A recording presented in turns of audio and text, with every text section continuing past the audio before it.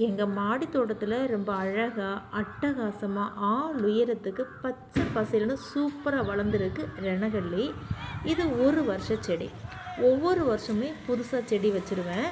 இந்த பூ பூத்து முடிஞ்ச உடனே இந்த செடி ரொம்ப சாஞ்சிரும் வெயிட்டு தாங்காமல். அதன் பிறகு மீண்டும் புது செடி வைப்பேன். ஒவ்வொரு வருஷம் முடிவுலையும் ரொம்ப அழகாக அந்த பூ பூக்க ஆரம்பிச்சிடும்.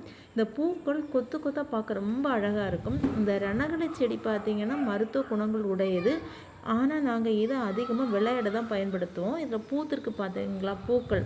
இதில் இந்த முத்தின பூக்களை பறித்து அதோட காம்பை மட்டும் லைட்டாக நீக்கிக்கிட்டு, ஃபுல்லாக காம்பை எடுத்துடக்கூடாது. எடுத்தோன்னே ஓட்டை விழுந்துடும். ஓட்டை விழுந்தால் விளையாட முடியாது. அதை அப்படியே எடுத்துக்கிட்டு பலூன் மாதிரி ஊதி அதை வெடித்து விளையாடுவோம். ரொம்ப இன்ட்ரெஸ்டிங்காக இருக்கும். சின்ன வயசில் காசு கொடுத்து விளையாடுறதுக்காகவே இதை வாங்கியிருக்கோம்.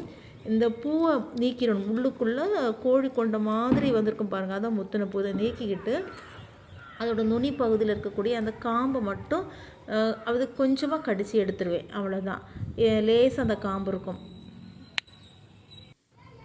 பட்டுன்னு வெடிச்சாச்சு பாருங்கள். வீட்டுக்கு விளையாட தேவையான பூக்கள் எல்லாம் எடுத்தாச்சு. ரொம்ப அழகாக இருக்கும். பார்க்குறதுக்கு கண்ணுக்கு குளிர்ச்சியாக இருக்கும்.